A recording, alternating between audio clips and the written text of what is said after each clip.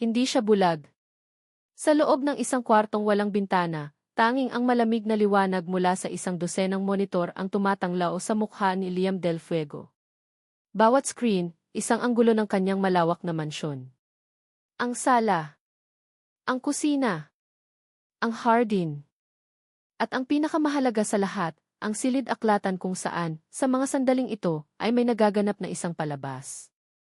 Isang dula na siya mismo ang nagsulat, nagdirek, at ang pangunahing aktor. Tumayo siya mula sa kanyang upuang gawa sa mamahaling katad. Walang alinlangan sa bawat hakbang. Inabot niya ang isang pares ng itim na salamin mula sa ibabaw ng mesa. Isinuot niya ito, at sa isang iglap, ang matatalas at mapanuri niyang mga mata ay naglaho sa likod ng kadiliman. Sunod niyang kinuha ang isang tungkod na nakasandal sa pader. Ang bigat nito sa kanyang kamay ay isang paalala, isang kasangkapan sa kanyang pagkukunwari. Huminga siya ng malalim, pinakiramdaman ang pagbabago ng kanyang postura. Ang dating tuwid na mga balikat ay bahagyang kumuba.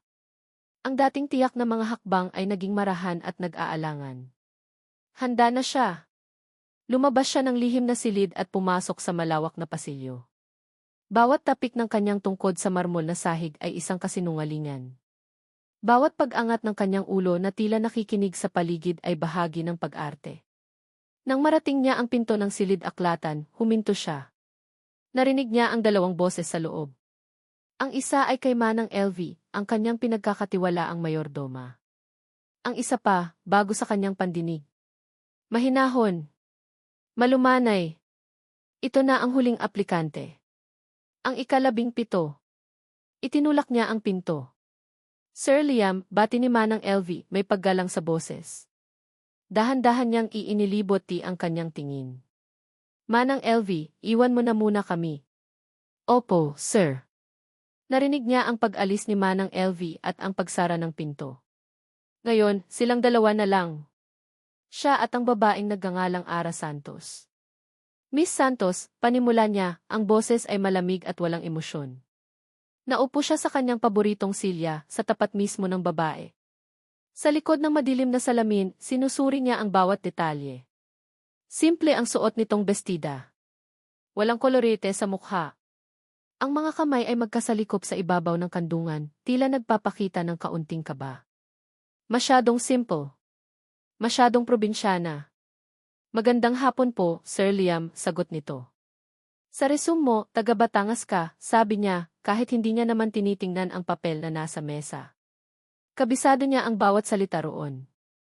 Ano ang magagawa ng isang taga-probinsya para sa anak ko na hindi nagawa ng 16 na aplikanteng nauna sa iyo? Isang direktang paghamon. Isang insulto na binalot sa tanong. Nakita niya ang bahagyang paghigpit ng hawak nito sa sariling mga kamay, ngunit nang magsalita ito, kalmado ang boses. Hindi ko po alam kung ano ang kaya kong gawin na hindi nila nagawa, sir. Pero ang alam ko po, ang pag-aalaga ay hindi nakabase sa kung saan ka galing. Nakabase po ito sa puso. Isang sagot na parang kinuha sa libro. Ngunit may sinseridad sa mga mata nito na hindi niya inaasahan. Nagpatuloy siya sa kanyang mga tanong, bawat isa ay mas mahirap, mas personal. Sinubok niya ang pasensya nito. Ang prinsipyo nito. At sa bawat sagot, hindi ito natinag. Ang anak ko, si Serena, ay hindi nagsasalita, diretsahan niyang sabi. May selective mutism siya dahil sa isang trauma. Anong gagawin mo kapag hindi kanya sinagot? Kapag tiningnan ka lang niya? Paano mo malalaman kung anong kailangan niya? Napayuko si Ara Santos. Sa isang saglit, inakala ni Liam na wala na itong maisasagot. Ngunit muli itong nag-angat ng tingin, at sa pagkakataong ito, may kakaibang kislap sa mga mata nito. Hindi lang po sa bibig nakikita ang mga salita, sir. Minsan, mas malakas ang sinasabi ng mga mata. O ng mga kamay. O ng katahimikan. Makikinig po ako, hindi lang sa tenga, kundi sa buong pagkatao ko. Napatahimik si Liam. Sa likod ng kanyang pagkukunwari, naramdaman niya ang isang bahagyang paghanga. Ngunit mabilis niya itong iwinaksi. Ang paghanga ay isang emosyon. At ang emosyon ay isang kahinaan. Manang LV will show you to my daughter, sabi niya, senyales na tapos na ang panayam. Tumayo si Ara. Salamat po, sir. Bago ito tuluyang makalabas, tinawag niya ito. Miss Santos. Lumingon ito. Bakit mo kailangan ang trabahong ito? Isang simpleng tanong, pero ito ang pinakamahalaga sa lahat. Ito ang magsasabi kung ano ang tunay nitong motibasyon. Pera. Ambisyon. May sakit po ang nanay ko sa probinsya, sir. Kailangan ko po siyang matulungan. Walang pag-aalinlangan. Walang drama. Isang simpleng katotohanan. Pagkaalis ni Ara, nanatili si Liam sa kanyang upuan. Ilang sandali pa, kinuha niya ang kanyang cellphone, pinindot ang isang API, at ang screen ay nagpakita ng live feed mula sa isang nakatagong kamera sa silid ni Serena. Nakita niya si Ara na pumasok. Nakita niya si Serena na nakaupo sa isang sulok, yakap ang isang manika, ang mga mata ay walang buhay. Hindi lumapit si Ara kay Serena. Hindi niya ito pinilit. Sa halip, umupo siya sa sahig, ilang talampakan ang layo mula sa bata. Kinuha niya ang isa pang manika mula sa kahon ng laruan. At nagsimula siyang magkwento. Hindi kay Serena, kundi sa manikang hawak niya.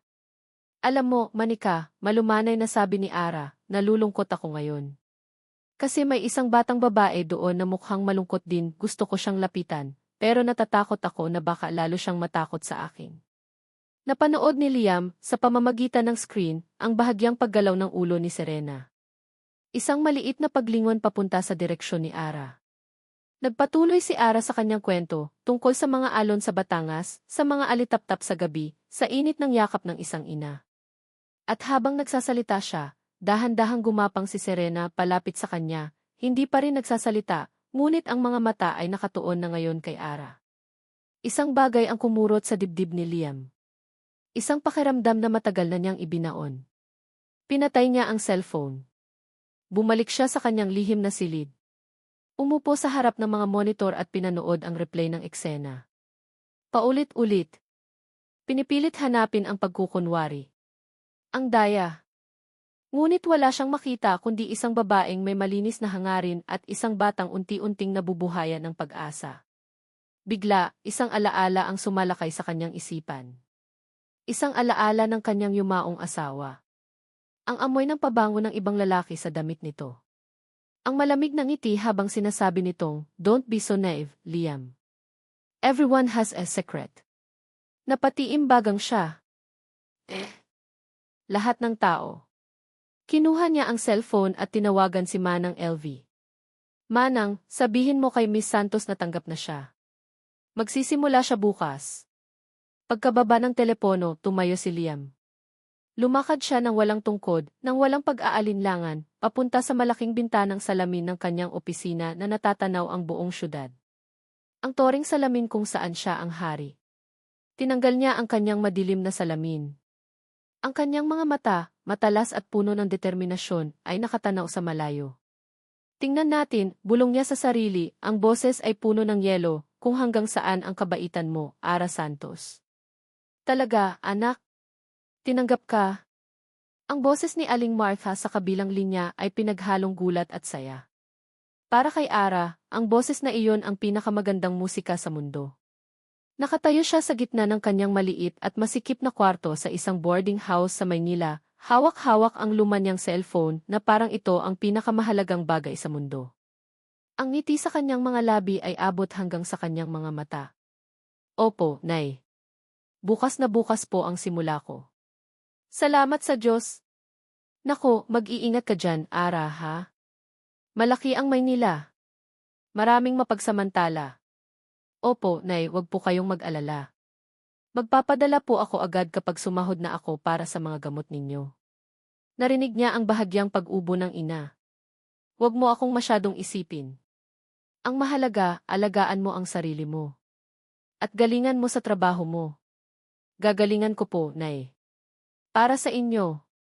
Pagkababa ng telepono, napaupo si Ara sa gilid ng kanyang kama at napatingin sa bintanang nagpapakita ng isang pirasong langit na natatakpan ng mga gusali. Isang malaking pag-asa ang bumalot sa kanyang puso. Ito na iyon. Ang unang sinag ng araw pagkatapos ng mahabang panahon ng kadiliman. Kinabukasan, maaga siyang dumating sa mansyon ng mga Del Fuego. Kung kahapon ay namangha na siya sa silid-aklatan, ngayon ay tila hihimatayin siya sa laki at ganda ng buong kabahayan. Ang sahig ay gawa sa kumikinang na marmol. Ang mga pader ay may mga nakasabit na painting na mukhang mas mahal pa sa buong bayan nila sa Batangas. Ang bawat sulok ay sumisigaw ng yaman at kapangyarihan. Pakiramdam niya ay isa siyang langgam na naligaw sa palasyo. Sinalubong siya ni Manang LV at dinala sa kanyang magiging kwarto, isang silid na mas malaki pa sa sala ng dati nilang bahay. Ngunit bago pa man niya namnamin ang lahat, isang babae ang lumabas mula sa isang pinto. Maganda ito, balingkinitan ang katawan at nakasuot ng eleganteng damit pambahay. Ang ngiti nito ay perpekto. Masyadong perpekto. Ikaw na siguro si Ara, sabi ng babae. I'm Isabel Villaroman. Hipag ako ni Liam. Magandang umaga po, Ma'am Isabelle, magalang na bati ni Ara. Welcome to the family, nakangiting sabi ni Isabel, ngunit ang mga mata nito ay nanatiling malamig habang sinusuri siya mula ulo hanggang paa. Manang LV has told me good things about you. Pero, I have to be frank. This job is not easy. Si Liam is a very private person. Lalo na simula ng itinuro nito ang sariling mga mata. Mangyari ang aksidente. Tumango si Ara, nakikinig ng mabuti. May ilang rules lang dito sa bahay, pagpapatuloy ni Isabel, ang boses ay malambing ngunit may diin. Una, huwag kang mag-iingay. Ayaw ni Liam ng maingay. Pangalawa, kung anong para sa kanya lang. Huwag mong hahawakan ang mga gamit niya maliban kung inutusan ka. Pangatlo at pinakamahalaga, huwag mong kaawaan si Liam. He hates pity. Isa-isang tumatatak sa isip ni Ara ang mga bilin. Tila naglalakad siya sa isang lugar na puno ng mga patibong. And about Serena, dagdag ni Isabel. Just be patient. Huwag mo siyang pilitin. At kung sakaling magalit si Liam, huwag mong personalin. He has ill temper. Marami nang sumubok sa posisyong ito at nabigo. Good luck. Pagkasabi noon, ngumiti ulit si Isabelle at tinalikuran na siya, nag-iwan ng isang mabangong amoy ng pabango at isang nakakakabang pakiramdam sa dibdib ni Ara. Ipinagpatuloy ni Ara ang araw niya. Ang unang tungkulin niya, samahan si Serena sa playroom nito. Gaya ng inaasahan, hindi siya pinansin ng bata. Nakaupo lang ito sa isang sulok, blanko ang ekspresyon. Naalala ni Ara ang ginawa niya kahapon. Hindi niya ito pinilit. Umupo siya sa sahig, hindi kalayuan sa bata, at nagsimulang humuni ng isang lumang awitin mula sa Batangas. Isang awit na kinakanta ng kanyang ina noong bata pa siya. Hindi niya alam kung gaano siya katagal na nakaupo roon, paulit-ulit lang ang himig. Ang tanging naririnig ay ang kanyang mahinang paghuni at ang tunog ng aircon. Hanggang sa naramdaman niya. Isang maliit at malambot na kamay ang dumampi at dahan-dahang humawak sa kanyang kamay. Napahinto si Ara sa paghuni. Dahan-dahan niyang ibinaba ang kanyang tingin. Nakita niya ang kamay ni Serena, mahigpit na nakakapit sa kanya. Nag-angat siya ng tingin sa bata. Nakatingin din ito sa kanya, hindi pa rin nagsasalita, ngunit ang mga mata nito mayroon ng bahagyang kislap. Isang maliit na sinag ng araw sa madilim na silid. Isang ngiti ang sumilay sa labi ni Ara. Hindi siya gumalaw. Hinayaan lang niya ang sandaling iyon. Magandang progreso iyan. Napapitlag si Ara sa biglang nagsalita. Si Sir Liam, nakatayo sa may pintuan, hawak ang tungkod nito. Ang mukha ay seryoso gaya ng dati, nakatago sa likod ng madilim na salamin. Hindi alam ni Ara kung gaano na ito katagal na nakatayo roon. Dali-dali siyang tumayo, at sa biglaan niyang paggalaw ay bumitaw ang kamay ni Serena sa kanya. Para siyang binuhusan ng malamig na tubig. Ang munting koneksyon na nabuo nila ay biglang naputol. Sir! Opo. Hinawakan po niya ang kamay ko. Lumapit si Liam, ang bawat tapik ng tungkod sa sahig ay tila isang malakas na dagundong sa tahimik na silid. Huminto ito sa tabi niya, ang ulo ay bahagyang nakabaling sa direksyon ni Serena, na ngayon ay muling yumakap sa kanyang manika at tumalikod sa kanila. Ang sinag ng araw sa mga mata ng bata ay naglaho na. Huwag kang masyadong umasa, Miss Santos, malamig na sabi ni Liam. Marami ng pagkakataong ganyan. Kinabukasan, babalik din siya sa dati. Para itong patalim na tumusok sa puso ni Ara. Ang pag-asang kanina lang ay nag-aalab sa kanyang dibdib ay tila biglang pinatay. Gagawin ko po ang lahat ng makakaya ko, sir, mahinang sagot niya. Hindi sumagot si Liam. Nanatili lang itong nakatayo roon ng ilang sandali na para bang may pinakikinggan sa hangin. Pakiramdam ni Ara ay sinusuri ang bawat paghinga niya, ang bawat tibok ng kanyang puso. Ang bigat ng presensya nito ay nakakapanikip ng dibdib. Ipagpatuloy mo ang ginagawa mo, utos nito bago tumalikod at marahang naglakad paalis, iniwan si Ara na nakatayo lang doon, kasama ang batang muling isinara ang sarili sa mundo. Natapos ang buong araw na ganoon. Sinubukan niyang muling kausapin o kantahan si Serena, ngunit hindi na ito lumingon pa. Ang mansyon, sa kabila ng karangyaan, ay napakalamig at napakatahimik. Ang mga katulong ay bihirang magsalita, si Manang LV ay laging abala, at si Maam Isabel ay hindi na niya muling nakita. Pakiramdam niya ay nag-iisa siya sa isang napakalaking hawla na gawa sa ginto. Gabi. Pagkatapos niyang siguraduhin na nakakain na si Serena, kahit halos hindi nito ginalaw ang pagkain, bumalik si Ara sa kanyang kwarto. Humiga siya sa malambot na kama, ngunit hindi siya mapakali. Ang mga salita ni Sir Liam ay umuulit-ulit sa kanyang isipan. Huwag kang masyadong umasa. Napabuntong hininga siya at niyakap ang unan. Hindi. Hindi siya susuko. Para sa ina niya. Para kay Serena. Ipinikit niya ang kanyang mga mata, sinusubukang hanapin ang antok, nang may marinig siyang isang tunog. Mahina lang sa simula. Isang hikbi. Napamulat si Ara. Pinakinggan niyang mabuti. Nagmula ito sa katabing silid. Sa silid ni Serena. Dahan-dahan siyang bumangon mula sa kama. Walang sapin sa paa, marahan siyang lumabas ng kanyang kwarto at lumapit sa pinto ng silid ni Serena. Mas malinaw na ngayon ang pag-iyak. Hindi ito malakas, ngunit puno ito ng lungkot. Isang pag-iyak na tila matagal ng kinikimkim. Naalala niya ang bilin ni Isabel. Huwag kang gagawa ng kahit anong hindi inuutos sa'yo. Naalala niya ang lamig sa boses ni Sir Liam. Pero naririnig niya ang isang batang umiiyak at nag-iisa sa dilim. Itinaas ni Ara ang kanyang kamay. Nag-aalangan. Nanginginig. Ilang pulgada na lang ang layo ng kanyang mga daliri sa kahoy na pinto. Kakatok ba siya? Pumasok. Paano kung magalit si Sir Liam? Paano kung ito na ang maging dahilan para mawalan siya ng trabaho?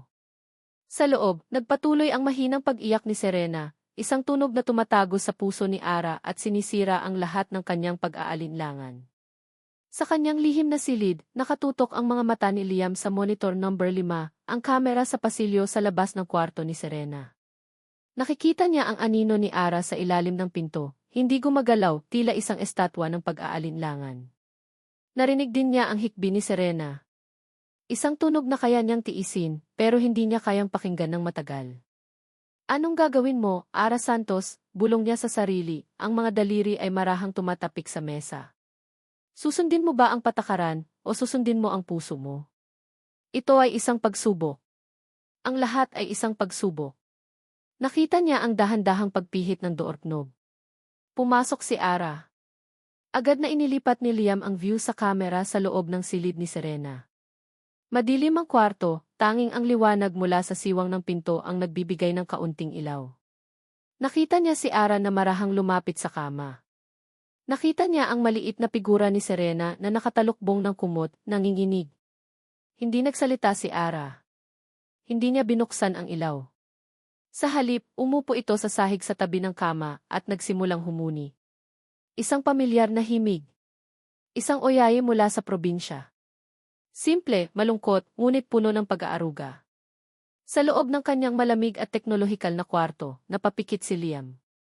Ang himig na iyon ay tila isang mainit na kamay na humaplos sa isang bahagi ng kanyang puso na matagal na niyang ibinaon at kinalimutan. Isang bagay ang kumurot sa kanyang dibdib, isang emosyon na hindi niya pinahihintulutang maramdaman. Mabilis niyang iminulat ang kanyang mga mata at umiling. Isang pag-arte, sabi niya sa sarili. Alam niyang maaaring may nakikinig. Ginagawa niya ang inaakalang tama para mapanatili ang trabaho niya. Sa monitor, nakita niyang dahan-dahang inalis ni Serena ang kumot sa kanyang mukha. Napatigil ito sa pag-iyak. Nakikinig. Ilang sandali pa, umusog ito palapit sa gilid ng kama, ang mga mata ay nakatuon sa anino ni Ara sa sahig. Nagpatuloy si Ara sa pag-awit. At doon, sa ilalim ng kanyang malumanay na himig, dinalaw ng antok ang bata. Ang mga mata ni Serena ay unti-unting pumikit. Ang paghinga nito ay naging malalim at payapa. Nanatili si Ara roon ng ilang minuto pa bago marahang tumayo at lumabas ng silid. Pinatay ni Liam ang monitor. Napasandal siya sa kanyang upuan, isang buntong hininga ang kumawala sa kanya nang hindi namamalayan. Kinabukasan, habang nag-aalmusal, bumaba si Isabelle. Ang ngiti nito ay kasing liwanag ng umaga. "Good morning, Liam." "Serena," bati nito, hinalikan ang pamangkin sa noo. "Kamusta ang tulog mo, darling?" Walang sagot mula kay Serena. "Liam, I heard some noises last night," sabi ni Isabel, naupo sa tapat niya. "Everything okay?" Serena had a nightmare, simpleng sagot ni Liam, nagkukunwaring inaabot ang tasa ng kape. "Oh, the poor child," sabi ni Isabel, puno ng pag-aalala ang boses. "Nasaan ang bagong yaya?" "Si Ara. Tinulungan ka ba niya?" "She handled it, tea." Isang saglit na katahimikan. Kumuha ng tinapay si Isabelle at nilagyan ito ng jam. "You know, panimula nito na para bang kaswal lang, naalala ko tuloy ang isa sa mga naging yaya noon ni Kuya. Maganda rin. Magaling sa mga bata. Akala namin perpekto na." Hindi umimik si Liam, ngunit alam niyang may patutunguhan ang kwento nito. But then, pagpapatuloy ni Isabel, nahuli siya ni Kuya na sinusubukang pumasok sa kwarto niya isang gabi. May suot na hindi angkop na damit. Some women, they see single, wealthy man and they see an opportunity, not the job. Ibinaling ni Isabelle ang tingin sa kanya, ang mga mata ay puno ng pagkakaunawa. "I'm not saying ganoon si Ara. She seems nice. I'm just saying mag-ingat ka, Liam. You're in a very vulnerable position." Ang mga salita ni Isabelle ay parang laso na dahan-dahang kumakalat. Tinatarget nito ang kanyang pinakamalaking takot, ang muling mapagkanulo. Pagkatapos ng almusal, nagtungo si Liam sa silid-aklatan. Alam niyang oras na para maglinis si Ara doon. Ito ang kanyang pagkakataon. Gaya ng inaasahan, dumating si Ara, bitbit ang mga gamit panlinis. Nagsimula itong magpunas ng mga libro sa isang estante. Naglakad si Liam patungo sa kabilang dulo, ang tungkod ay marahang tumatapik sa sahig. Pagdaan niya sa isang maliit na mesa na may patong-patong na makakapal na libro, sinadya niyang tamaan ito ng kanyang hita. Blag! Isang malakas na kalabog ang umalingaw-ngao nang magbagsakan ang mga libro sa sahig. "Ay," gulat na sabi ni Ara. "Sorry," sabi ni Liam, nagkukunwaring nagulat at nalito. Inaasahan niya ang isang buntong hininga. Isang pabulong na reklamo. Isang senyales ng pagkadismaya. Ngunit sa halip, ang narinig niya ay ang mabilis na mga yabag ni Ara palapit sa kanya. "Sir, okay lang po ba kayo? Hindi po ba kayo nasaktan?" Puno ng pag-aalala ang boses nito. Hinawakan pa nito ang kanyang braso para alalayan siya. "I'm fine," sagot niya. "Ako na po dito, sir," sabi ni Ara at mabilis na lumuhod para pulutin ang nagkalat na mga libro, isa-isa. Walang reklamo. Walang bakas ng inis sa mukha nito. Ang tanging nakita niya, sa likod ng kanyang madilim na salamin, ay ang sinserong pag-aalala. Nanalo na naman ito sa isang pagsubok. Ngunit sa halip na makaramdam ng ginhawa, lalo lang siyang naguluhan. Hapon na nang pumasok ang kanyang personal assistant sa kanyang opisina, dala ang isang brown envelope. "Sir, here's the complete background check on Enfa Santos," sabi ng assistant. "Thank you. You may go." Nang mag-isa na lang siya, binuksan niya ang envelope. Sinuri niya ang bawat pahina. Malinis. Walang criminal record. Maganda ang mga rekomendasyon mula sa mga dating pinagtrabahuan sa kanilang probinsya maliban sa isa. Sa huling pahina, may isang maikling tala mula sa investigador. Paksa, Ara Santos. Huling employer sa Batangas, Pamilya Fuentebella. Tala, inakusahan ng pagnanakaw, cash, halagang ₱20,000. Kaso ay hindi itinuloy dahil sa kakulangan ng ebidensya. Huminto sa trabaho pagkatapos ng insidente. Napahinto si Liam sa pagbabasa. Paulit-ulit niyang binasa ang mga salitang iyon. Inakusahan ng pagnanakaw. Kakulangan ng ebidensya. Hindi ito nangangahulugang inosente siya. Maaaring magaling lang siyang magtago ng bakas. Bumalik siya sa kanyang lihim na silid. Sa isa sa mga monitor, nakita niya si Ara sa hardin, tinuturuan si Serena kung paano magdilig ng mga rosas. Nakangiti si Ara. At sa unang pagkakataon sa loob ng napakatagal na panahon, isang maliit, halos hindi mapansing ngiti ang sumilay sa mga labi ni Serena. Isang perpektong larawan. Isang larawan ng tiwala at pag-asa. Ngunit sa kanyang mga kamay, hawak niya ang isang papel na nagsasabi ng ibang kwento. Isang kwento ng posibleng panloloko. Tinitigan niya ang folder ni Ara, ang litrato nitong nakangiti. Pagkatapos ay naalala niya ang mga salita ng kanyang asawa. Ang mga salita ni Isabelle. Napayuko siya, ang noo ay sumasakit. Ang pagdududa ay isang laso na muling kumalat sa kanyang sistema, mas malakas, mas nakamamatay. Lahat ba ng tao, bulong niya sa katahimikan ng silid, may itinatagong kasinungalingan? Lumipas ang mga araw na tila isang panaginip para kay Ara. Ang dating malamig na mansyon ay unti-unting nagkakaroon ng buhay, at ang dahilan ay si Serena. Hindi pa rin ito nagsasalita, ngunit ang mga mata nito ay nagsasalita na para sa kanya. Ang dating blankong tingin ay napalitan na ng kuryosidad.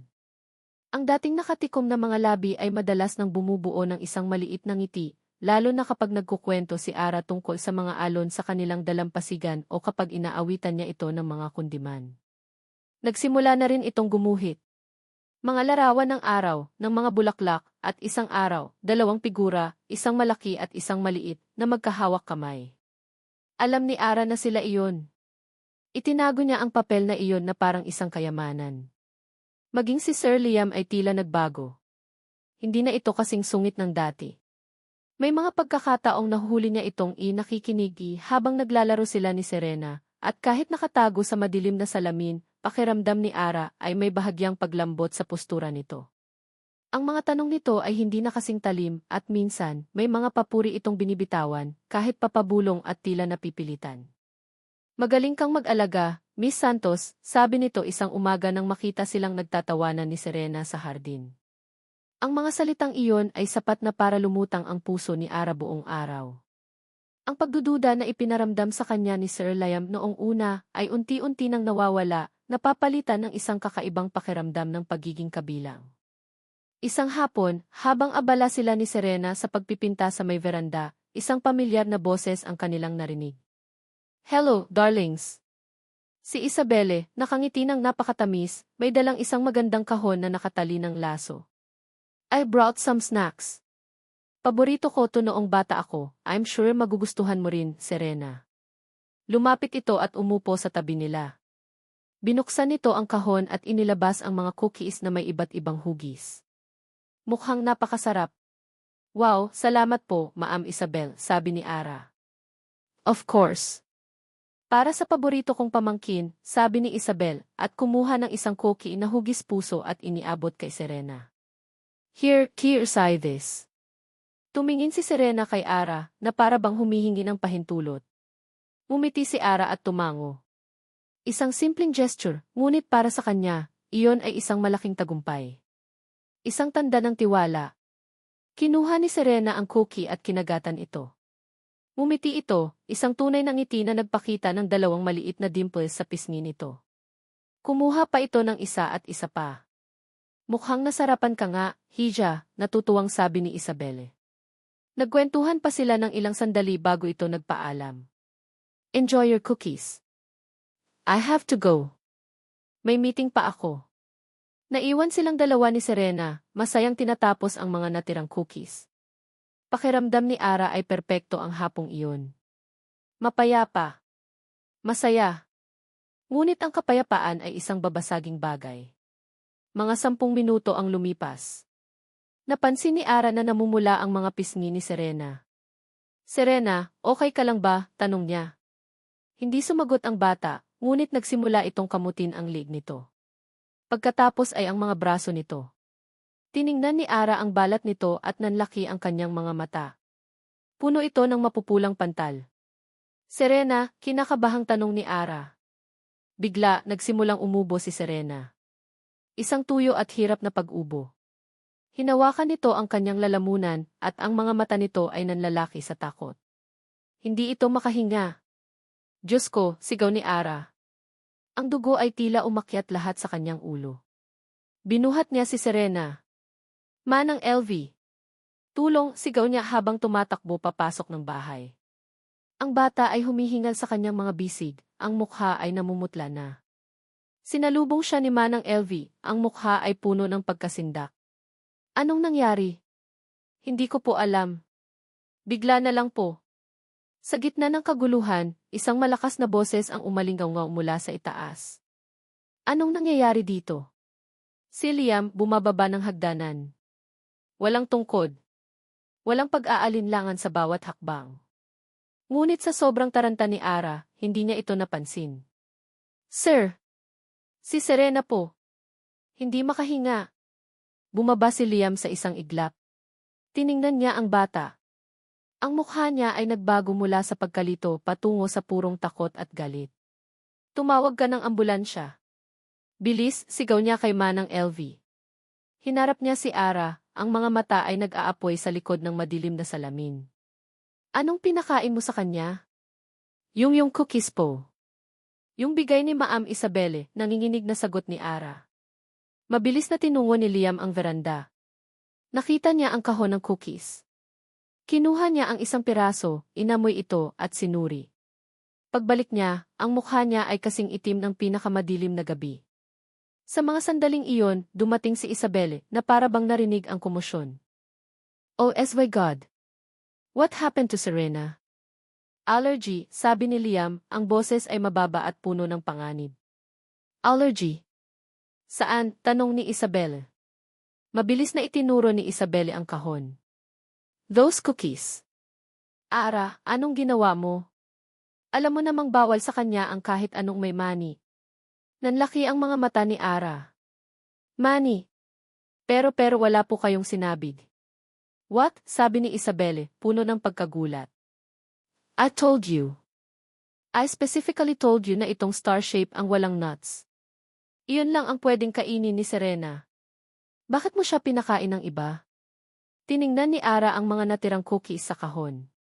May mga hugis puso at bulaklak na ubos na. Ngunit may iilang piraso pa na hugis bituin. Gumuho ang mundo ni Ara. Hindi niya matandaan. Sa sobrang saya niya kanina, hindi niya napansin. O baka sinabi nga ni Isabelle at sa sobrang pagtitiwala niya ay hindi na niya pinakinggan? Hindi ko po matandaan. Halos pabulong na sabi ni Ara, ang mga luha ay nagsisimulang mamuo sa kanyang mga mata. Hindi mo matandaan, ang boses ni Liam ay parang kulog. Isang malamig at nakamamatay na kulog. Ang ambulansya ay dumating na. Habang inaasikaso ng mga medik si Serena, si Ara ay nakatayo lang doon, nag-ielo, hindi makagalaw. Ang tanging nakikita niya ay ang galit na mukha ni Liam at ang puno ng kiawa na tingin ni Isabelle. Nang maisakay na si Serena sa ambulansya, hinarap siya ni Liam. Ang buong katawan nito ay tensyonado. Ang panga ay naggangalit. Tinaas nito ang kamay, hindi para saktan siya, kundi para ituro ang pinto. Ang bawat salita ay tumatago sa kanyang puso na parang mga piraso ng yelo. Umalis ka.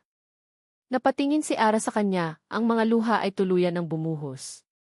Sir, pakiusap, hindi ko po sinasadya. Sinabi kong umalis ka, ulit niya, mas malakas, mas nakakatakot. Walang bakas ng pag-alinlangan.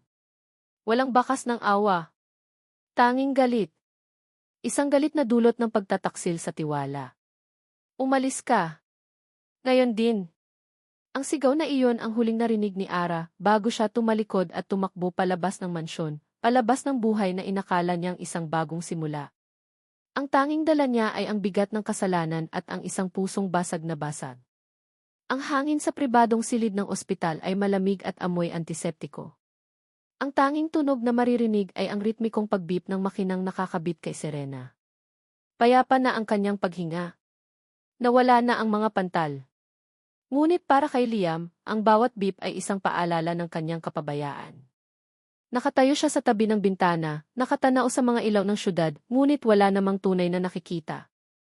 Ang galit na kanina ay nag-aalab sa kanyang dibdib ay napalitan ng isang mabigat at malamig na pakiramdam. The doctor said she's stable.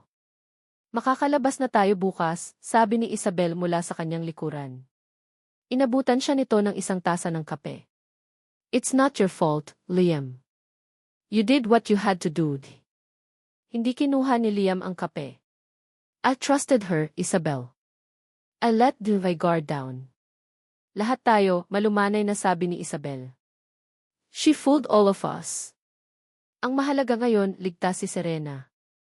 You made the right decision. The right decision. Paulit-ulit na umalingaw-ngaw ang mga salitang iyon sa isip ni Liam habang pauwi sila kinabukasan.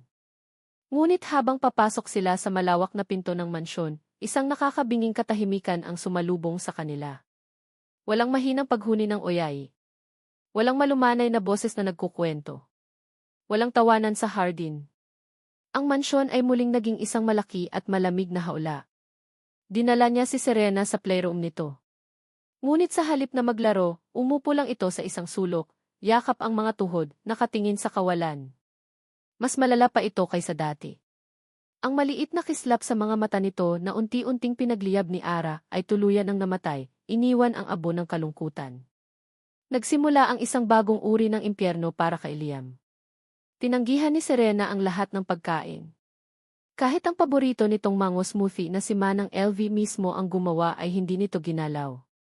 Sinubukan niya itong kausapin, ngunit para siyang nagsasalita sa pader.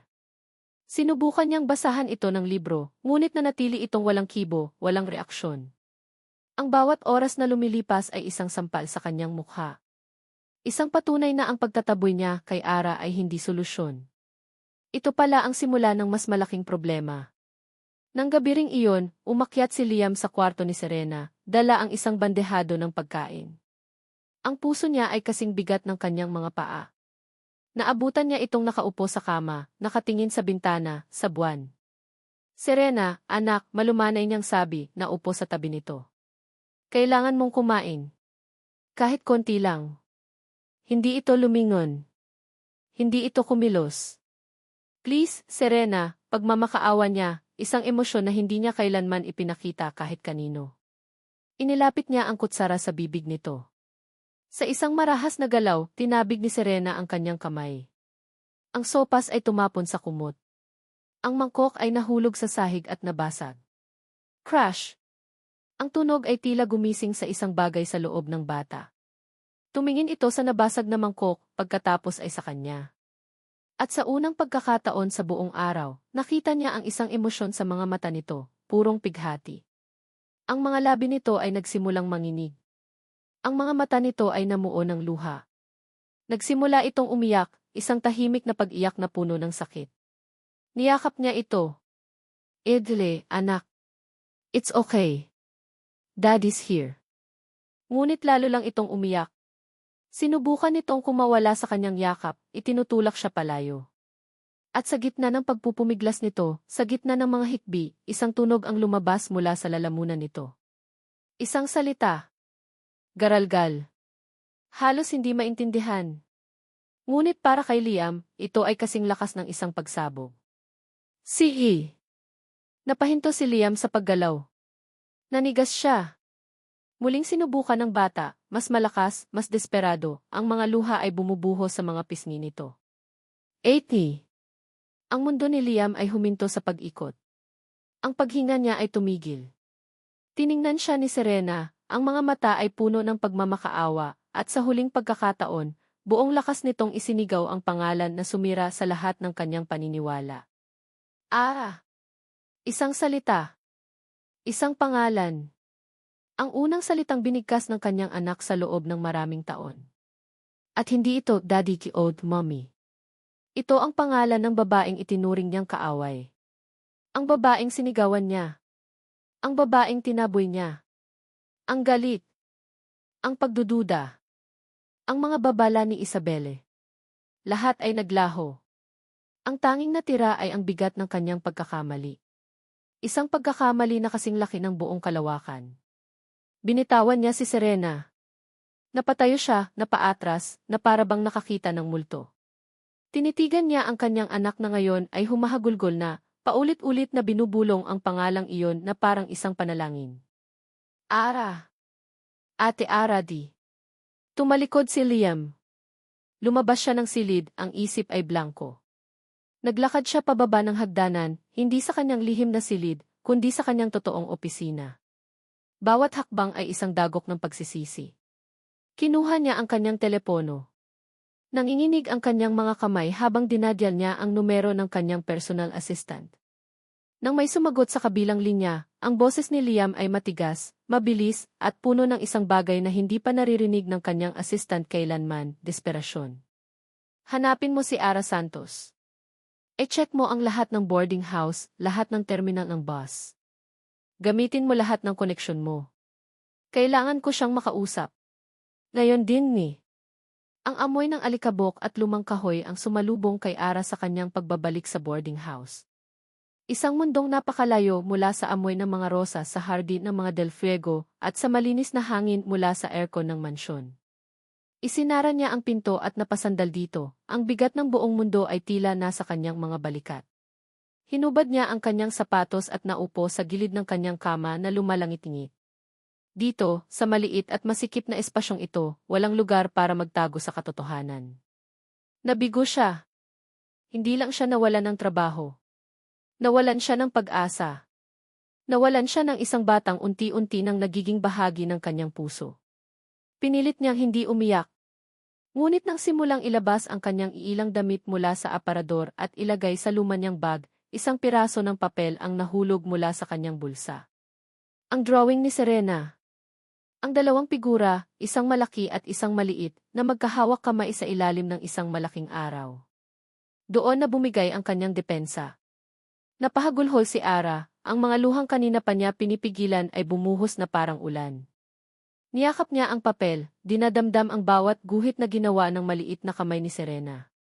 Patawad, Serena, hikbi niya. Patawad kung naging pabaya ako. Ang bawat sigaw ni Sir Liam ay umuulit-ulit sa kanyang isipan. Ang akusasyon. Ang galit sa mga mata nito na kahit nakatago sa madilim na salamin ay ramdam na ramdam niya. Ang sakit ng pagiging hinusgahan ng walang pagkakataong magpaliwanag ay mas matindi pa kaysa sa sakit ng pagkawala ng trabaho. Kailangan na niyang umuwi. Babalik siya sa Batangas. Haharapin niya ang awa sa mga mata ng kanyang mga kababayan at ang lungkot sa mukha ng kanyang ina. Nang biglang may kumatok sa pinto. Isang malakas at tiyak na katok. Sino naman iyon? Pinunasan niya ang kanyang mga luha at sinubukang ayusin ang sarili. Sino yan? Walang sumagot. Kumatok ulit ito, mas malakas ngayon. Nag-aalangan man, binuksan niya ng bahagya ang pinto. At ang kanyang puso ay tila huminto sa pagtibo. Isang mamahaling itim na kotse ang nakaparada sa tapat ng kanilang eskinita, kumikinang sa ilalim ng maruming ilaw ng poste. Ang mga kapitbahay niya ay nasa labas, nagbubulungan, nakatingin. At sa harap ng kanyang pinto, nakatayo ang isang figura na hindi niya inaasahang makikita sa lugar na iyon. Si Sir Liam Del Fuego. Nakatayo ito roon, suot ang kanyang mamahaling suit, ang madilim na salamin, at ang tungkod na hawak-hawak. Ang presensya nito ay hindi nababagay sa karumihan at kasikipan ng kanilang lugar. Isa siyang hari na naligaw sa tirahan ng mga alipin. Anong ginagawa niyo dito, sir? Tanong ni Ara. Ang boses ay pinaghalong gulat at sama ng loob. Can we talk? Sabi ni Liam, ang boses ay walang emosyon, gaya ng dati. Wala na po tayong dapat pag-usapan, matigas na sagot ni Ara, sinusubukang isara ang pinto. Ngunit mabilis na naiharang ni Liam ang kanyang kamay. Please, Ara. Ang paggamit nito ng kanyang unang pangalan ay nagpatigil sa kanya. Hindi na Miss Santos. Wala siyang nagawa kundi ang pagbuksan ito ng pinto. Pumasok si Liam sa kanyang maliit na kwarto. Ang isang hakbang nito ay parang 10 hakbang niya. Tumingin ito sa paligid, sa luma niyang kama, sa mga damit niyang nakakalat para sa pag-iimpake, sa basang pisngi niya. Bumalik ka sa mansyon, sabi ni Liam. Direktahan. Walang paligoy-ligoy. I will double your salary. Napatingin si Ara sa kanya, hindi makapaniwala. Pera. Pagkatapos ng lahat, pera pa rin ang solusyon nito. Isang mapait na ngiti ang sumilay sa kanyang mga labi. Hindi po nabibili ang dignidad ko, sir. This is not about dignity. This is a job offer. Isang trabaho kung saan anumang oras ay pwede nyo akong sigawan at palayasin. Kung saan sa isang pagkakamali, huhusgahan nyo na agad ang buong pagkatao ko. Sumbat niya, ang boses ay nagsimula ng manginig sa pigil na emosyon. Salamat na lang po, sir. Makakahanap po ako ng ibang trabaho. I will triple it, sabi ni Liam. Kahit gaano pa po kalaki ang ibayad nyo, hindi ko po matatanggap, matatag na sabi ni Ara. Mas gugustuhin ko pong umuwi sa probinsya na walang pera kaysa manatili sa isang lugar kung saan ang tingin sa akin ay isang pabayang walang kwenta. Katahimikan. Inaasahan ni Ara na magagalit ito, nasisigawan ulit siya. Ngunit nanatili lang itong tahimik. Sa unang pagkakataon, nakita ni Ara na tila natalo ang isang Liam del Fuego. Napasabunot ito sa sariling buhok, isang senyales ng frustrasyon. At nang muli itong magsalita, ang boses nito ay iba na. May bahid ng pagod. May bahid ng pagsusumamo. She needs you. Napahinto si Ara. Hindi siya kumakain. Hindi siya natutulog. Hindi niya hinahayaan ang sinuman na lumapit sa kanya. Nagbuntong hininga si Liam, isang tunog na puno ng bigat. Kanina nagsalita siya, Ara. Parang may kung anong kuryente ang dumaloy sa buong katawan ni Ara. Nagsalita po siya. Tumango si Liam, ang ulo ay bahagyang nakayuko. She called your name. Sa mga salitang iyon, gumuho ang lahat ng galit at sama ng loob sa puso ni Ara. Ang tanging natira ay ang matinding pag-aalala para sa bata. Nagsalita si Serena. Nagsalita ito dahil sa kanya. At ngayon, kailangan siya nito. Ngunit ang sugat ay nandoon pa rin. Ang sakit ay sariwa pa. Nag-angat siya ng tingin. Tinitigan niya ang madilim na salamin na nagtatago sa mga mata ng lalaking nasa harap niya. Ang lalaking sumugat sa kanya. Ang lalaking hindi nagtiwala sa kanya. Tumingin siya diretso sa mga mata nito at buong tapang na nagtanong, ang boses ay kalmado ngunit puno ng bigat ng kanyang nararamdaman. Bakit ako babalik sa isang taong hindi man lang marunong magtiwala? Ang tanong ni Ara ay tumama kay Liam na parang isang malakas na suntok sa sikmura. Bakit ako babalik sa isang taong hindi man lang marunong magtiwala? Walang salitang lumabas sa bibig niya. Dahil tama siya. Paano niya hihilingin ang tiwala nito kung siya mismo, ang buong pagkatao niya sa harap nito, ay isang malaking kasinungalingan? Umalis siya sa boarding house na iyon na walang dalang kasiguraduhan. Tanging ang bigat ng tanong ni Ara ang kanyang baon. Pagdating sa mansyon, hindi siya dumiretso sa kanyang kwarto. Hindi rin sa silid ni Serena. Dumiretso siya sa kanyang lihim na santuwaryo, ang silid na puno ng mga monitor. Naupo siya sa kanyang upuang katad at hinarap ang mga screen na nagpapakita ng mga tahimik na sulok ng kanyang bahay. Ang kanyang kaharian. Ang kanyang kulungan. Isang bagay ang bumabagabag sa kanya. Isang maliit na detalye na sa sobrang galit niya ay hindi niya napansin. Manny. Alam ni Isabelle ang tungkol sa allergy ni Serena. Imposibleng hindi. Paulit-ulit niya itong sinabihan. Nakasulat ito sa lahat ng emergency contact list. Alam ito ng lahat ng kasambahay. Paano siya magdadala ng isang bagay na maaaring makamatay sa sarili niyang pamangkin? Isang pagkakamali? Isang kapabayaan? O isang bagay na mas malalim at mas madilim? Ang pagdududa, na dati nakatutok kay Ara, ay dahan-dahan ngayong lumilipat sa ibang direksyon. Binuksan niya ang archive ng mga security footage. Pinuntahan niya ang eksaktong petsa at oras ng insidente. Unang tiningnan niya ang kamera sa main entrance. Nakita niya ang pagdating ni Isabelle, dala ang magandang kahon. Normal. Sunod ang kamera sa sala. Dumaan si Isabelle, nakangiti sa mga katulong. Normal. Pangatlo, ang kamera sa pasilyo patungo sa veranda. At doon, may mali. Ang footage ay tumalon. Mula 2 oras 15 minuto, biglang naging 2 oras 21 minuto. May 6 na minutong nawawala. Sinubukan niyang i-rewind, ay fast forward. Ganoon pa rin. Isang blankong 6 na minuto. Kinabahan si Liam. Mabilis niyang tiningnan ang kamera sa kusina para sa parehong oras. Ganoon din may 6 na minutong nawawala. Sabay na nagkaroon ng T-glitch ang 2 kamera na pinakamalapit sa veranda. Impossible. Ang sistema niya ay state-of-the-art, may sarili itong power supply. Hindi ito maaaring mag-glitch ng ganoon lang. Maliban na lang kung sinadya. Sino ang may access sa security room bukod sa kanya? Ang kanyang personal assistant. At si Isabel. Naaalala niya, minsan ay ipinakita niya dito kung paano gumagana ang sistema key for emergency purposes. Isang malamig na agos ng kaba ang gumapang sa kanyang likuran. Hindi niya magagawa yon. Ngunit ang pagdududa ay nakatanim na. Nag-isip siya. Kailangan niya ng pruweba. Isang bagay na hindi kayang manipulahin. Isang bagay na hindi alam ni Isabel na mayroon siya. At bigla naaalala niya. Ang kaarawan ni Serena noong 1 taon. Ang hiling nito, isang malaking teddy bear na kasing laki niya. Dahil sa kanyang pagiging paranoid, nagdesisyon siyang lagyan ito ng isang maliit, high-fidelity audio recorder. Para kung may mangyaring masama, maririnig niya.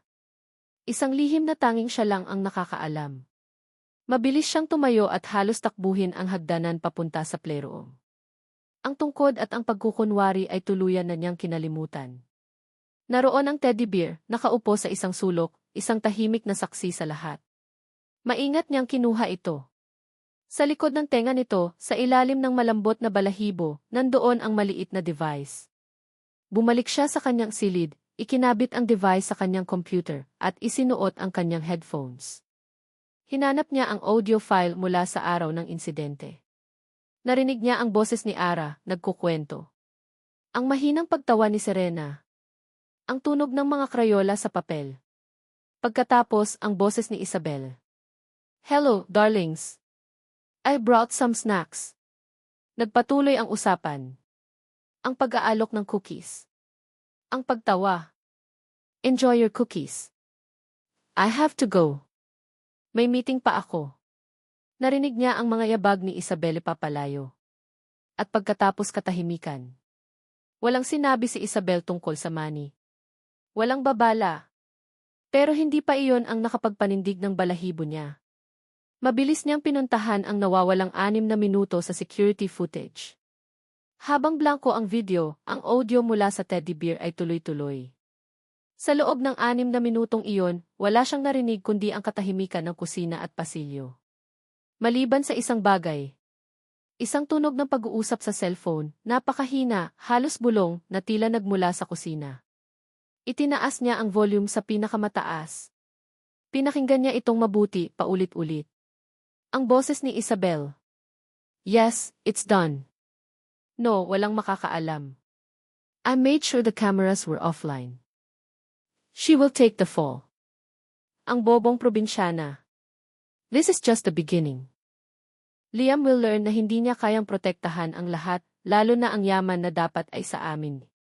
Bawat salita ay isang punyal na bumaon sa puso ni Liam. Ang paghinga niya ay tila naipit sa kanyang lalamunan. Ang dugo sa kanyang mga ugat ay tila nagyelo. Ang hipag niya. Ang kapatid ng kanyang namayapang asawa. Ang babaeng itinuring niyang pamilya. Ang babaeng nag-aalaga sa kanyang anak. Ginamit nito ang sarili niyang pamangkin. Nilagay nito sa panganib ang buhay ng isang inosenteng bata. Para sa ano? Pera. Paghihiganti. Isang alon ng galit ang bumuhos sa kanya, isang galit na mas matindi, mas dalisay, at mas mapanganib kaysa sa galit na naramdaman niya para kay Ara. Ang galit niya kay Ara ay dulot ng nabigong tiwala. Ngunit ito ay dulot ng kasuklam-suklam na pagtataksil. Hinubad niya ang kanyang headphones. Ang katahimikan ng silid ay nakakabingi. Tinitigan niya ang kanyang refleksyon sa madilim na screen ng monitor. Nakita niya ang isang lalaking nagtago sa likod ng kasinungalingan para protektahan ang sarili. Ngunit sa huli, ang pinakakalaban pala niya ay ang taong pinapasok niya sa sarili niyang pamamahay. Ang taong pinaniwalaan niya.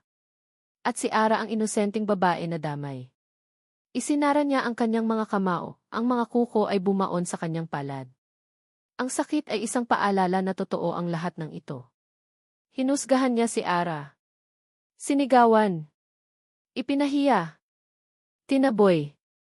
Lahat batay sa isang perpektong palabas na inihanda ni Isabel. Ang tanong ni Ara ay bumalik sa kanya, hindi na isang akusasyon, kundi isang katotohanang sumasampal sa kanya. Bakit ako babalik sa isang taong hindi man lang marunong magtiwala? Ngayon, alam na niya ang sagot. Hindi siya karapat-dapat sa tiwala ni Ara. Hindi pa. Ngunit hindi na ito tungkol sa pagiging karapat-dapat. Ito ay tungkol sa pagtatama ng isang malaking pagkakamali. Ito ay tungkol sa pagbibigay ng hustisya. Isinave niya ang audio file sa isang secure, encrypted drive. Ito ang kanyang alas. Ngunit hindi pa ito ang tamang oras para ipakita ang kanyang mga baraha. Si Isabel ay tuso. Kung susugurin niya ito ngayon, gagawa ito ng paraan para makalusot. Kailangan niya ng mas matibay na ebidensya. Kailangan niya itong hulihin sa akto. Ang laro ay nagbago. Hindi na siya ang nagmamasid na hari sa kanyang tour. Isa na siyang mangangaso. Ngunit bago ang lahat, may isang bagay siyang dapat gawin. Isang bagay na mas mahirap pa kaysa sa pagharap kay Isabel. Kinuha niya ang kanyang cellphone. Tinitigan niya ang pangalan ni Ara sa kanyang contacts. Kailangan niyang bumalik sa babaeng iyon. Kailangan niyang harapin ang mga mata nitong puno ng sakit, mga matang siya mismo ang dahilan. Ngunit sa pagkakataong ito, hindi siya pupunta doon para mag-alok ng pera o trabaho. Pupunta siya doon para humingi ng tawad. At para hilingin ang tulong nito, hindi para kay Serena, kundi para sa kanya. Dahil sa lahat ng kasinungalingan sa buhay niya, si Ara na lang ang natitirang piraso ng katotohanan. Tumingin siya sa labas ng bintana ng kanyang silid. Gabi na. Ang dilim ay bumabalot sa buong mansyon. Ngunit sa isip ni Liam, ngayon palang sumisikat ang araw. Ang liwanag ng katotohanan ay masakit sa mata, ngunit ito rin ang tanging bagay na makakapagbigay sa kanya ng direksyon. Napatingin siya sa isang family picture sa kanyang mesa. Ang larawan nila ng kanyang kapatid na si Adrian at ni Isabel, kuha noong masaya pa ang lahat. Si Adrian, nakangiti. Si Isabel, nakayakap dito. Kinuha niya ang picture frame. Tinitigan niya ang mukha ni Isabel, ang perpektong ngiti nito. Bakit, Isabel? Bulong niya sa larawan, ang boses ay puno ng pait at pagtataka. Bakit? Ang sagot ay hindi dumating. Ngunit alam na niya ang susunod niyang gagawin. Ang paghihiganti ay isang pagkaing masarap ihain ng malamig. At siya, si Liam Del Fuego, ay natututo ng maging isang napakapasensyosong tao. Ang pagbabalik ni Ara sa mansyon ng mga Del Fuego ay ibang-iba sa kanyang unang pagdating. Wala na ang kaba at pag-asa ng isang probinsyanang naghahanap ng trabaho. Ang naroon ngayon ay isang tahimik na determinasyon. Bago siya tuluyang pumasok, hinarap niya si Liam sa may sala. Naroon din si Manang LV, isang tahimik na saksi. Sir Liam, panimula ni Ara, ang boses ay kalmado at matatag. Bumalik po ako para kay Serena. Pero may mga kondisyon po ako. Nakita ni Ara ang bahagyang pagkagulat sa mukha ni Manang LV. Si Liam naman ay nanatiling walang ekspresyon sa likod ng madilim na salamin, ngunit bahagyang tumango, isang senyales para magpatuloy siya. Una po, sabi ni Ara, hindi na po ako simpleng yaya. Isa po akong kasama ni Serena sa kanyang paggaling. Ibig sabihin, kailangan ko pong malaman ang lahat tungkol sa kanyang kondisyon, mula sa mga doktor, hindi mula sa sabi-sabi. Isang saglit na katahimikan. Agreed, sagot ni Liam. Pangalawa po, kung may problema o pagkakamali, gusto ko pong marinig ang panig ko bago ako husgahan. Hindi na po maulit ang nangyari. Nagtagal ang katahimikan sa pagkakataong ito. Tila pinag-iisipan ni Liam ang kanyang mga salita. Mula sa kinatatayuan ni Ara, nakita niya ang pagtiim ng panga nito. Inaasahan niyang tatanggi ito. Ngunit sa huli, muli itong nagsalita. Agreed. At panghuli po, sabi ni Ara, huminga ng malalim. Gagawin ko po ang lahat para kay Serena. Pero sa oras na maramdaman kong hindi na ako nirerespeto sa bahay na ito, kusa na po akong aalis. Pagkasabi noon, isang mabigat na katahimikan ang bumalot sa kanila. Tila iyon na ang huling salita. Si Liam, sa halip na magalit, ay marahang tumango lamang. The terms are acceptable, Miss Santos. Welcome back. Nagsimula ang bagong yugto. Totoo sa kanyang sinabi, binigyan siya ni Liam ng access sa mga medical report ni Serena. Kinausap niya ang therapist nito sa telepono. Mas naintindihan niya ang pinagdadaanan ng bata at mas naging epektibo ang kanyang pag-aalaga. Ang pakikitungo ni Liam sa kanya ay nagbago rin.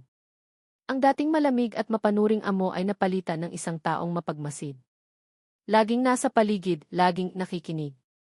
May mga pagkakataong naghahanda si Ara ng kape para dito, at sa pag-abot niya ng tasa, nagkakamali itong mahawakan ang kanyang kamay. Isang umaga, habang inaabot niya ang kape, muling nangyari iyon. Ang mainit na balat nito ay dumampi sa kanya. Isang kuryente ang gumapang sa kanyang braso, nagpatayo ng kanyang mga balahibo at nagpabilis ng tibok ng kanyang puso. Sorry, mabilis na sabi ni Liam, binawi ang kamay. Okay lang po, sir, pabulong na sagot ni Ara, mabilis na tumalikod para itago ang pamumula ng kanyang mga pisngi. Ano ba to, Ara? Amo mo yan. At bulag siya. Aksidente lang yon. Ngunit ang init ng dampi ng kamay nito ay nanatili sa kanyang balat ng matagal. Ang pinakamalaking pagbabago ay nakita niya kay Serena. Ang pagbabalik ni Ara ay parang isang gripo na muling binuksan.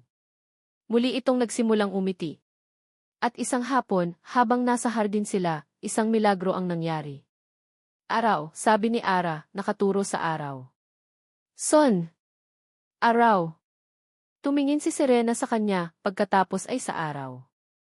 At sa isang maliit, nanginginig na boses, sinubukan nitong gayahin. Oh!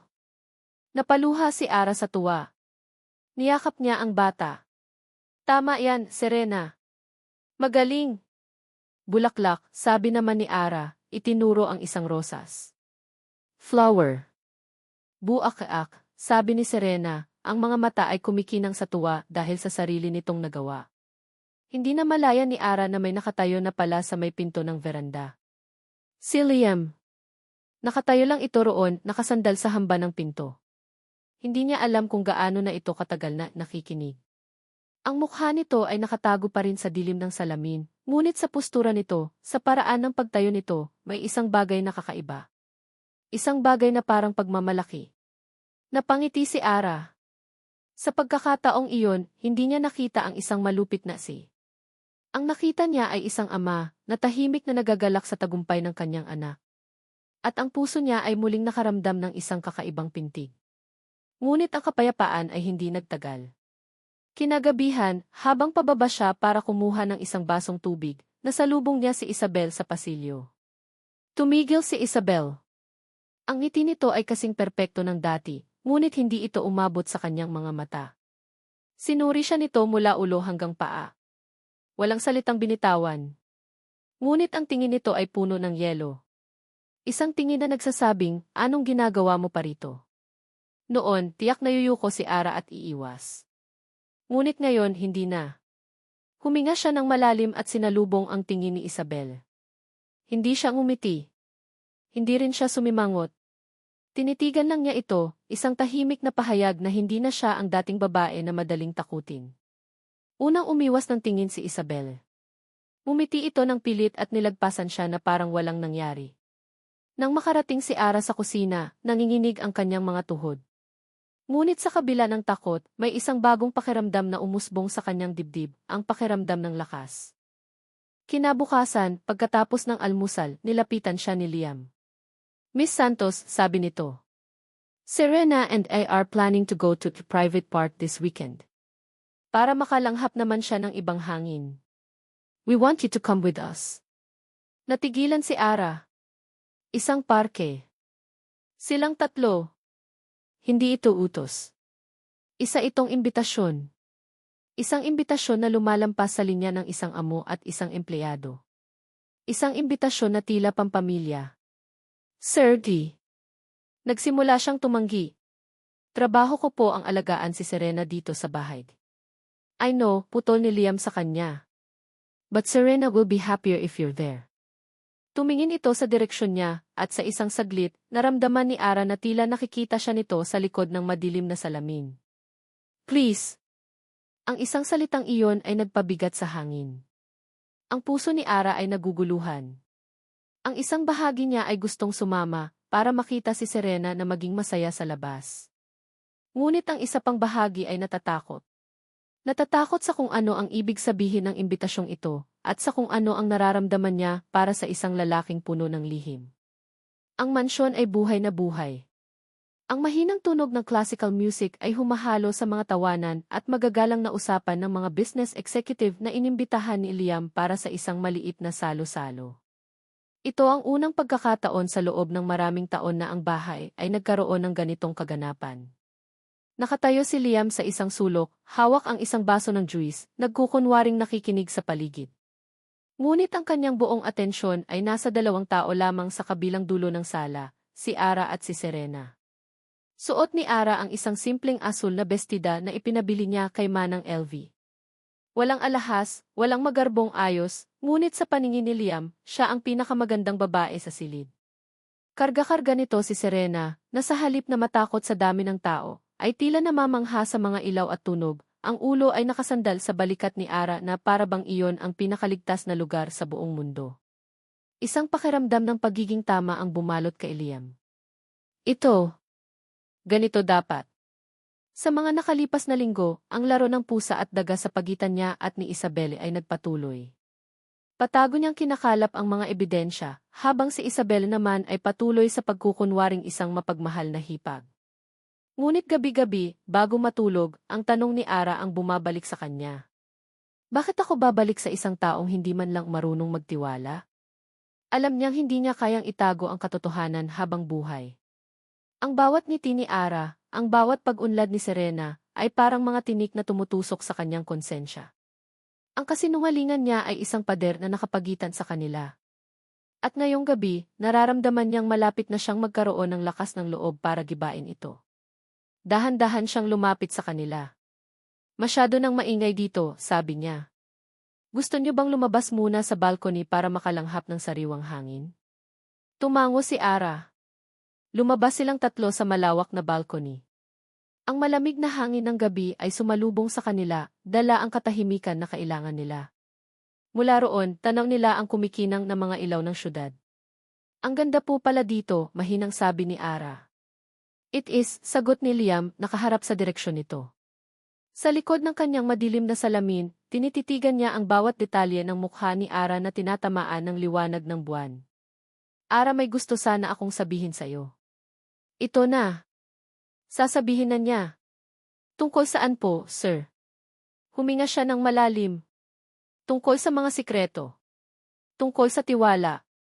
Alam kong nasaktan kita. At may mga bagay na nakailangan mong malaman. Mga bagay na matagal ko nang itinatagod. Ang puso niya ay kumakarera. Ang mga salita ay nasa dulo na ng kanyang dila. Ngunit sa huling sandali umurong siya. Hindi pa.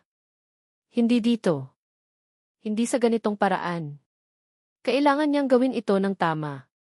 Ngumiti na lang siya ng mapait. Wala. Ang ibig kong sabihin, salamat. Salamat sa lahat ng ginagawa mo para kay Serena. Nakita niya ang bahagyang pagkadismaya sa mga mata ni Ara, na mabilis din itong itinago. Umiti ito pabalik. Trabaho ko po yon, sir. At mahal ko po si Serena. Habang nakatayo sila roon, sa ilalim ng liwanag ng buwan, hindi na malaya ni Liam na mula sa loob ng bahay, sa likod ng salaming pinto, ay may isang pares ng matang-matamang nagmamasid sa kanila. Isang ngiti ang sumilay sa mga labi ni Isabelle, isang malamig at mapanlinlang na ngiti. Pagbalik nila sa loob, lumapit sa kanila ang isang waiter, dala ang isang tray na may mga tasa ng bagong timplang kape. Coffee po, ma'am, sir, alok ng waiter. Salamat, sabi ni Ara. Ngunit nang akmang kukuha si Ara, biglang natapilok ang waiter. Sa isang iglap na tila bumagal ang lahat, nakita ni Liam ang tray na tumagilid, ang mga tasa ng kumukulong kape ay direktang tatapon sa braso at dibdib ni Ara.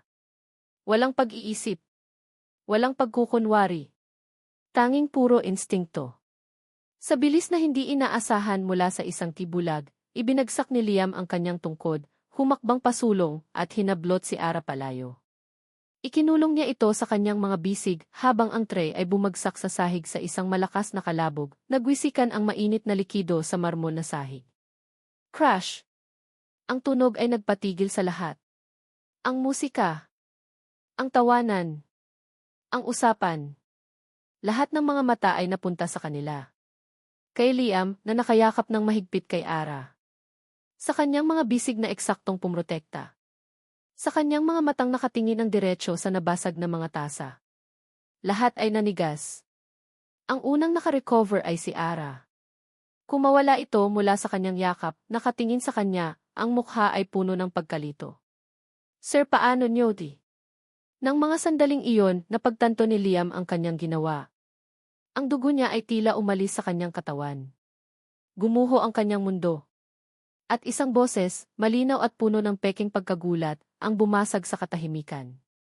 Miracle, sigaw ni Isabel, pumapalakpak pa. Nakakakita na ulit si Liam.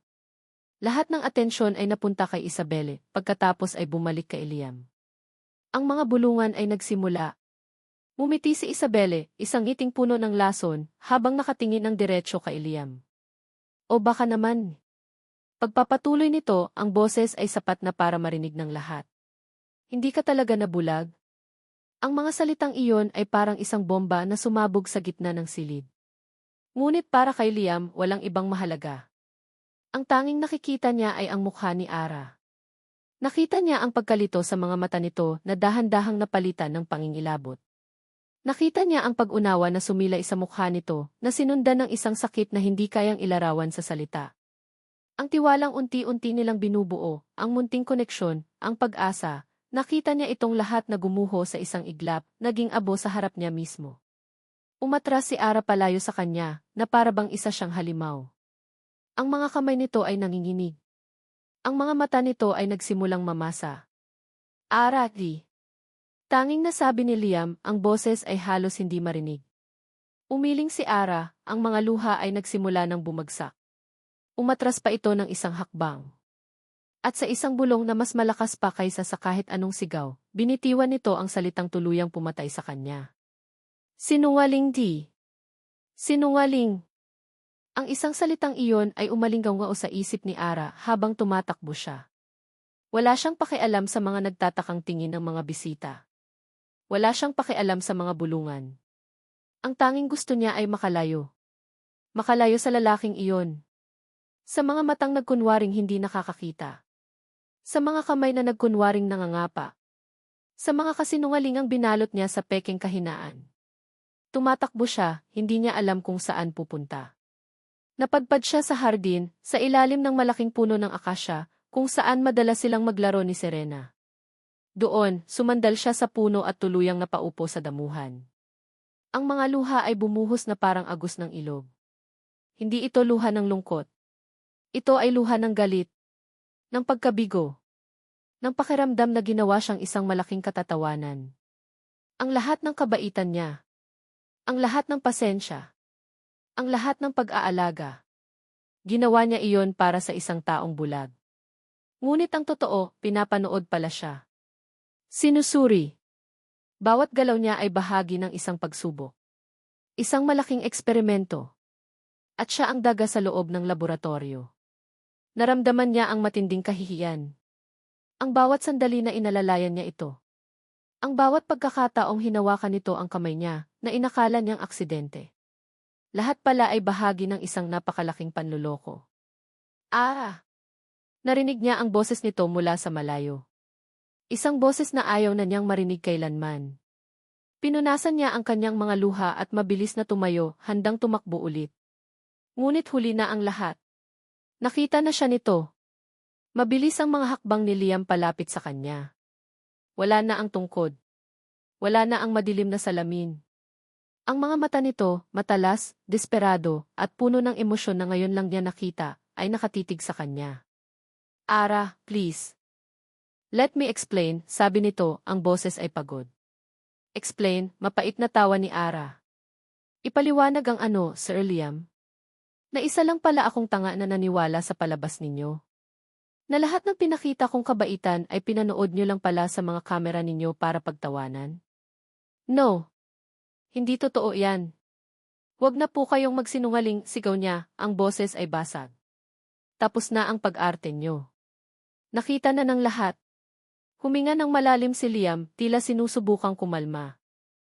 Nagsinungaling ako, pag-amin nito, ang boses ay mas mahina na ngayon. At wala akong karapatang humingi ng tawad. Pero pakiusap, pakinggan mo ako. Hindi para sa akin. Kundi para maintindihan mo. Hindi umimik si Ara, ngunit hindi rin siya umalis. Nakatayo lang siya roon, ang mga braso ay nakayakap sa sarili na para bang pinoprotektahan ang kanyang basag na pagkatao. At nagsimulang magkwento si Liam. Isinalaysay niya ang lahat. Hindi bilang isang kundi bilang isang lalaking nasugatan. Ikinuwento niya ang tungkol sa kanyang yumaong asawa. Ang pagmamahal na inakala niyang wagas. Ang unti-unting panlalamig nito. Ang mga gabi na umuuwi itong amoy alak at pabango ng ibang lalaki. Nabulag ako sa pag-ibig, Ara, sabi niya, ang mga mata ay nakatanaw sa malayo. Pinili kong huwag pansinin ang mga senyales. Dahil natatakot ako sa katotohanan. Ikinuwento niya ang araw na hindi na niya kayang magpanggap. Ang araw na kinumpronta niya ang kanyang asawa, at ang malamig nitong pag-amin na mayroon na itong iba. Naiiwan na sila ni Serena. Ang sakit na marinig yon mula sa taong pinagkatiwalaan mo ng buong buhay mo. Para kang pinatay ng dahan-dahan. At ikinuwento niya ang pinakamadilim na bahagi. Ang pag-alis nito sakay ng kotse pagkatapos ng kanilang pag-aaway. Ang pag-inom. Ang bilis ng takbo. Ang pagtawag ng pulis. Ang aksidente. Ang aksidenteng pumatay dito at nag-iwan kay Serena ng isang trauma na bumura sa kanyang boses. Simula noon, pagpapatuloy ni Liam, ang boses ay nanginginig na sa pigil na emosyon, ipinangako ko sa sarili ko na hindi na ako muling magtitiwala. Na hindi na ako muling magiging tanga. Napoprotektahan ko si Serena sa lahat ng kasinungalingan ng mundo. Tumingin ito sa kanya, ang mga mata ay puno ng pait at pagsisisi. Kaya ginawa ko ang palabas na ito. Ang pagpapanggap na bulag. Dahil sa isip ko, ito ang tanging paraan para makita ang tunay na ugali ng isang tao. Isang desperadong paraan ng isang desperadong ama. Napayo ko si Liam. Naging duwag ako, Ara. Nagtago ako sa likod ng isang kasinungalingan dahil natakot akong masaktan ulit. At sa proseso, ang taong gusto kong protektahan, si Serena, ay lalo kong sinaktan. At ikaw na walang ibang ginawa kundi ang maging totoo, ikaw ang pinakamatindi kong nasaktan. Napatahimik si Ara. Ang galit sa kanyang dibdib ay unti-unting napapalitan ng isang bagay na mas komplikado. Pag-unawa. Awa. Nakita niya ngayon hindi ang isang aroganteng milyonaryo, kundi ang isang lalaking may malalim na sugat. Isang lalaking, sa takot na masugatan muli, ay nakasakit ng iba. May kinuha si Liam mula sa kanyang bulsa. Isang maliit na audio recorder. Hindi ko ito sinasabi para bigyang katwiran ang ginawa ko, sabi niya. Dahil walang makakapagpawalang sala sa panloloko ko sa'yo. Ibinibigay ko to para malaman mo ang buong katotohanan. Para malaman mo kung sino talaga ang may kasalanan sa nangyari kay Serena. Iniabot niya ito kay Ara. Nag-aalangan man, kinuha niya ito at pinindot ang play. Narinig niya ang boses ni Isabel, malinaw at nakakakilabot. Ang bobong probinsyana. This is just the beginning. Liam will learn na hindi niya kayang protektahan ang lahat, lalo na ang yaman na dapat ay sa amin. Nanlaki ang mga mata ni Ara. Ang huling piraso ng puzzle ay nalagay na sa lugar. Ang peking ngiti ni Isabel. Ang mga babala nito. Ang cookies. Lahat ay planado. Ibinalik niya ang tingin kay Liam. Ang galit ay wala na. Ang sakit ay nandoon pa rin, ngunit nababalutan na ngayon ng isang komplikadong lumbay para sa kanilang dalawa. Dalawang taong sinaktan at niloko ng mga taong pinagkatiwalaan nila. Hindi nagsalita si Ara. Wala siyang masabi. Ang bigat ng lahat ng impormasyon ay napakabigat dalhin. Dahan-dahan siyang tumalikod. Ara, saan ka pupunta? Tanong ni Liam, ang boses ay puno ng takot na muli siyang iwan ito. Huminto si Ara, ngunit hindi lumingon. Kailangan ko pong mag-isip, mahinang sagot niya. At nagsimula siyang maglakad palayo, hawak ang audio recorder. Iniwan si Liam na nakatayo mag-isa sa ilalim ng puno, sa ilalim ng liwanag ng buwan. Ang katotohanan ay nasabi na. Ngunit ang pinakamahalagang tanong ay nananatiling walang sagot. Ito na ba ang katapusan? Bulong ni Liam sa sarili, habang pinapanood ang babaeng nagdala ng liwanag sa kanyang madilim na mundo na muling maglakad palayo sa kanya. Kinabukasan, ang hangin sa mansyon ng mga Del Fuego ay mabigat at puno ng hindi nabibigkas na mga salita. Ang mga bisita kagabi ay umalis na, ngunit iniwan nila ang mga bulungan at tsismis na kumalat na tiyak sa buong alta sosyedad. Ngunit para kay Liam, wala nang mas mahalaga pa kaysa sa paghaharap na magaganap ngayong umaga. Sa malawak na sala, nakaupo si Isabel sa isang sopa, ang mukha ay nagpapahayag ng peking pag-aalala. Sa kabilang sopa, naroon ang dalawang abogado ng pamilya, ang mga mukha ay seryoso. Nakatayo si Liam sa gitna, ang postura ay kalmado, ngunit ang mga mata ay nagbabaga. Wala na ang pagkukunwari. Ito na ang tunay na siya. Liam, I don't understand the meaning of this, panimula ni Isabel, ang boses ay malumanay. I gather the lawyers. Anong problema? Ikaw, Isabel. Ikaw ang problema, direktang sagot ni Liam. Nagkunwaring nasaktan si Isabel. Ako. Ano nang ginawa ko? Huwag na tayong maglokohan, sabi ni Liam, ang boses ay malamig na parang yelo. Alam ko na ang lahat.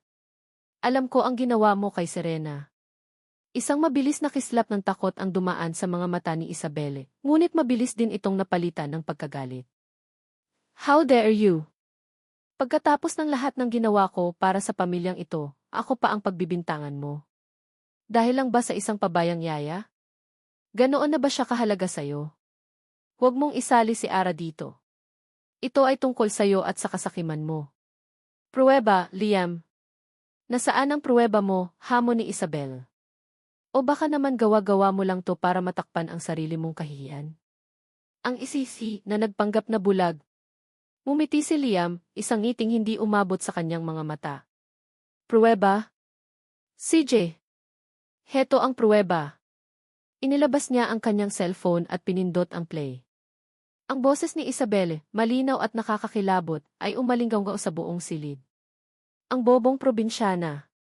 This is just the beginning. Liam will learn na hindi niya kayang protektahan ang lahat, lalo na ang yaman na dapat ay sa amin. Namutla si Isabelle na parang isang papel. Ang kanyang bibig ay bahagyang bumukas, ngunit walang salitang lumabas. Hindi lang yan, pagpapatuloy ni Liam. Kinuha niya ang isang folder mula sa mesa. Narito ang bank statement ng waiter na aksidenteng nakatapon ng kape kagabi. Isang malaking halaga ang pumasok sa account niya kahapon ng umaga mula sa isang offshore account na nakatrace sa'yo. Idinagdag pa niya ang isa pang dokumento. At narito ang testimonya ng dating security personnel na inutusan mong i-deactivate ang mga kamera sa kusina at pasilyo noong araw na iyon. Inamin na niya ang lahat. Napatayo si Isabelle, ang mga kamay ay nanginginig. Ang maskara ng isang mabait na hipag ay tuluyan ng nabakbak, inilalantad ang isang mukha ng purong galit at pagkasuklam. Ako nga ang gumawa, sigaw niya, ang boses ay puno ng lason. Ginawa ko iyon. At dapat lang sa inyo. Dapat sa kapatid mong walang ibang ginawa kundi ang sunod-sunuran sa'yo. Dapat sa'yo na kinamkam ang lahat ng yaman na dapat ay para sa amin ng anak ko. Yaman, hindi makapaniwalang tanong ni Liam. Ibinigay ko sa inyo ang lahat, Isabel. Isang komportableng buhay. Pero hindi ka na kontento. Hindi sapat yon, sigaw ni Isabel. Gusto kong makita kang masira. Gusto kong maranasan mo ang sakit. Gusto kong malaman ng lahat na hindi ka perpekto. Na isa ka ring di. Hindi niya natapos ang kanyang sasabihin. Dahil sa mga sandaling iyon, bumukas ang malaking pinto ng sala. Pumasok si Ara. Ang kanyang mukha ay kalmado. Ang kanyang mga mata ay matatag. Ngunit hindi siya nag-iisa. Hawak niya sa kamay si Serena. Lahat ng mata ay napunta sa kanila. Napahinto si Isabelle, natigilan sa gitna ng kanyang pagwawala. Tumingin si Serena sa paligid, sa mga abogado, sa kanyang ama. At pagkatapos, ang mga mata niya ay tumuon kay Isabelle. Ang babaeng nagbigay sa kanya ng cookies. Ang babaeng laging nakangiti sa kanya. Dahan-dahang binitiwan ni Serena ang kamay ni Ara. Humakbang siya pasulong, isang maliit na hakbang. Pagkatapos ay isa pa. Huminto siya sa harap ni Isabel, na ngayon ay nakatingin sa kanya na parang multo. Tumingala si Serena. Tinitigan niya ang kanyang tiyahin sa mata. At sa isang boses na malinaw at matatag, walang bakas ng panginginig, binitiwan niya ang dalawang salitang bumasag sa lahat. You are bad. Ang mga salitang iyon, mula sa bibig ng isang batang matagal na pinatahimik ng trauma, ay mas malakas pa kaysa sa kahit anong sigaw. Mas matalas pa kaysa sa kahit anong kutsilyo. Iyon ang huling dago. Napaatras si Isabelle, napasandal sa sopa, ang mukha ay puno ng pagkatalo. Ang lahat ng lakas ay tila nawala sa kanyang katawan. Talo na siya. Ngunit may isang alas pa siya.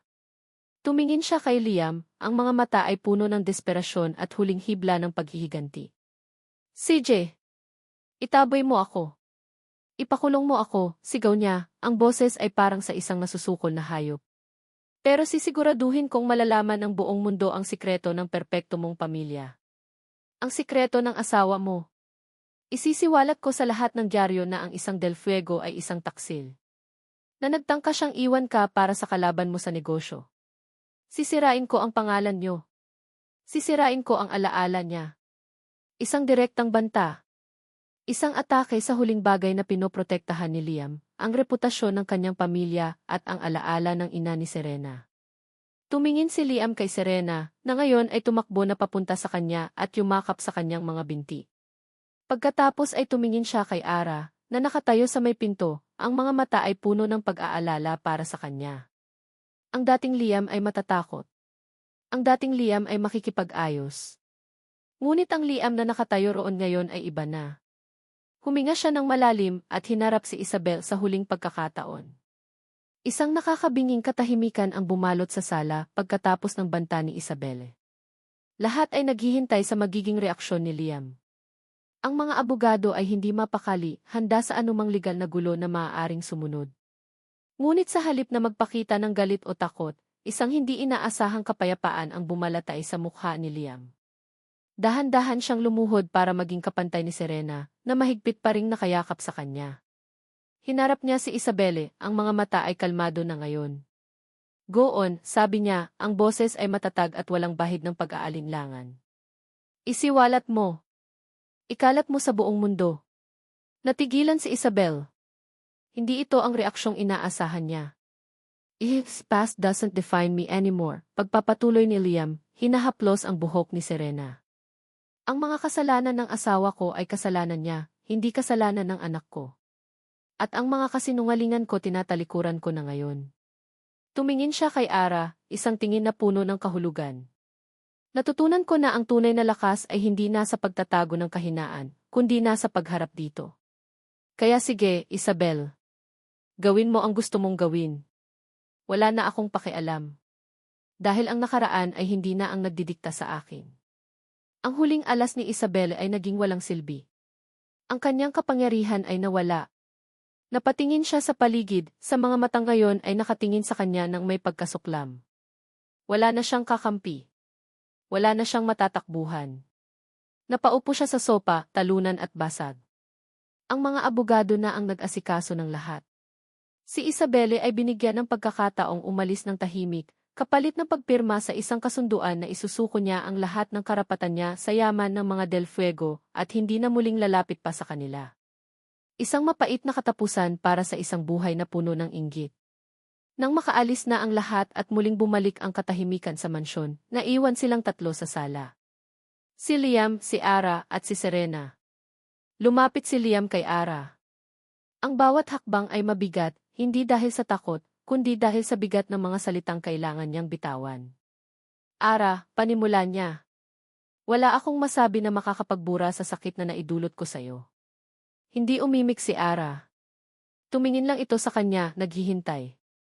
Pero gusto kong malaman mo, pagpapatuloy ni Liam, na sa gitna ng lahat ng kasinungalingan ko, may isang bagay na naging totoo. Ang paghanga ko sa'yo. Ang respeto. At ang nararamdaman ko. Ito na ang pinakahubad na katotohanan. Walang pagkukunwari.